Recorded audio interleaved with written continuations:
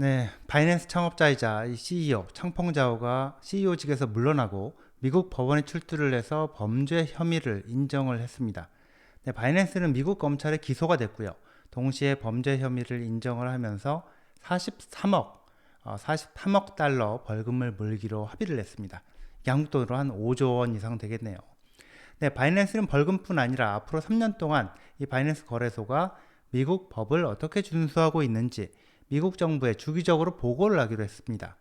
자, 그동안 바이낸스하고 창펑자오에 대해서 범죄 혐의 수사를 해온 미국 법무부 검찰이 결국 칼을 뺀 건데요.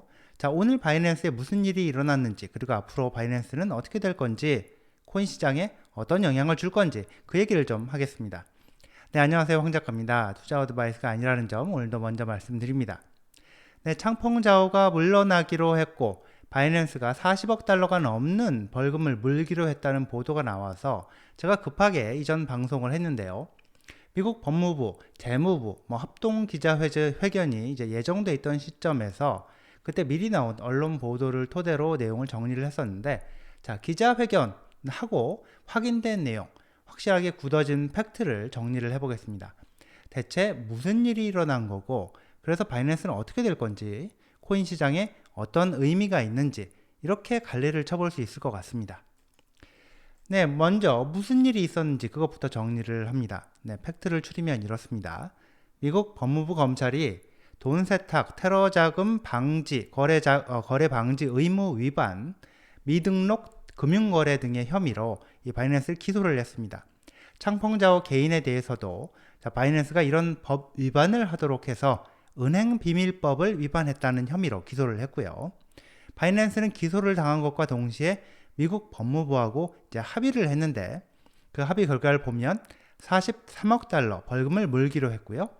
또 법무부 합의와는 별개로 재무부하고 합의를 한 거는 바이낸스가 자체적인 기구를 만들어서 이 바이낸스 거래소가 미국 법을 준수하는지 3년 동안 모니터링을 하고, 모니터링한 보고서를 미국 법무부에 주기적으로 제출을 하도록 했는데요. 3년 동안 모니터를 제대로 안 했다. 자, 이럴 경우에 법무부가 이번 합의를 무효로 하고 더 세게 바이낸스 처벌에 나설 수 있다. 이런 조건이라고 볼 수 있겠습니다. 자, 바이낸스가 자구책으로 어쩔 수 없이 선택한 합의라고 본다면 이게 쉽게 깰 수 있는 합의로 보이지 않습니다. 네, 바이낸스 거래소는 이렇고요. 자, 바이낸스 거래소가 아니라 이제 창펑자오 개인을 보면요. 창펑자오는 미국 시간으로 화요일 21일 오전에 시애틀이 있는 워싱턴주 연방법원에 직접 출석을 해서 자신의 혐의를 인정을 했다고 하고요. 이제 법원에서 재판을 받게 되는데요. 미국 법무부 검찰 또 재무부하고 합의를 하고 범죄 혐의를 인정하고 재판을 받겠다고 했다는 점에서 감방에 들어가는 실형을 살기보다는 이 집행유예 형태로 감형을 받게 될 확률이 높지 않나, 이렇게 추정이 됩니다. 미국 검찰이 창펑자오를 기소한 게 이게 중범죄로 기소를 했거든요. 펠로니, 중죄로 기소를 했거든요. 이번 합의가 만약에 없었다면 몇 년 이상 감방에 들어갈 가능성이 상당히 높았을 걸로 예상을 해볼 수 있을 겁니다.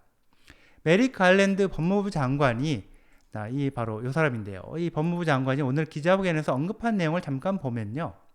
바이낸스는 2017년 8월 이 출범 초기부터 미국 고객을 상대로 장사를 했고, 미국 고객이 미국의 제재를 받는 이란, 시리아, 러시아 이런 나라 고객과 거래를 하도록 했고, 또 불법 자금 거래에 이용이 되도록 놔뒀다, 이렇게 밝혔거든요.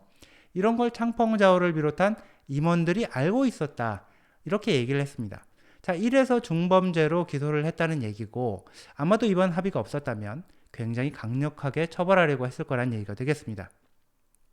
창펑자오는 또 바이낸스가 미국 재무부에다가 거래소 영업 관련 모니터링 자료를 보고하는 3년 동안은 바이낸스 운영 경영과 관련된 어떤 일도 맡을 수 없게 됐다고 하는데, 이미 바이낸스 CEO는 그동안 글로벌 바이낸스의 마켓 담당 임원이었던 리처드 텅, 이 사람한테 이 CEO를 물려줬습니다.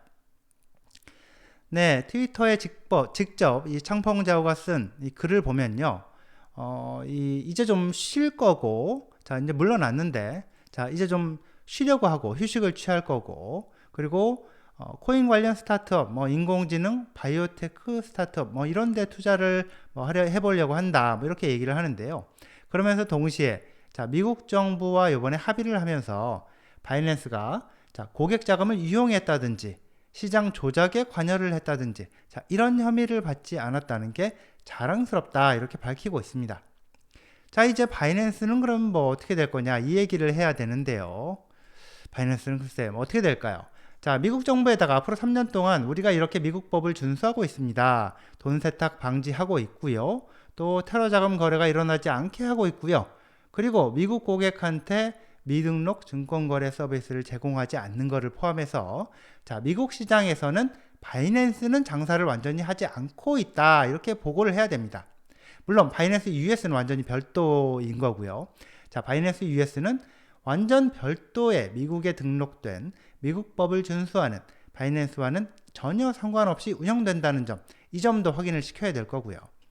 바이낸스 사업이 크게 위축될 수밖에 없다는 얘기가 되겠습니다.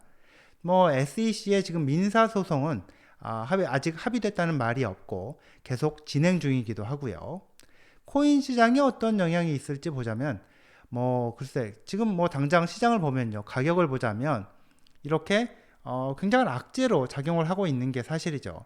뭐 당연히 충격을 받을 수밖에 없는데요.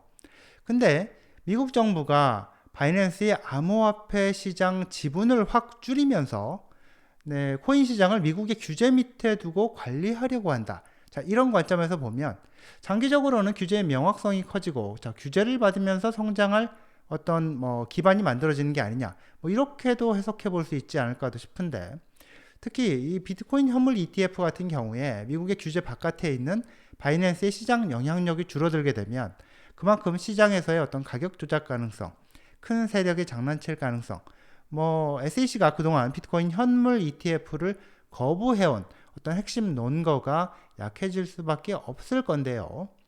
최근에 자, 미국이 코인 시장을 주도해야 되고 그렇게 하기 위해서는 서둘러서 자, 확실한 규제 법안을 마련해야 된다. 이렇게 얘기를 해온 의원들, 뭐 대표적인 사람이 와이오밍주 이 공화당 소속의 신시아 러미스 의원 같은 사람이죠.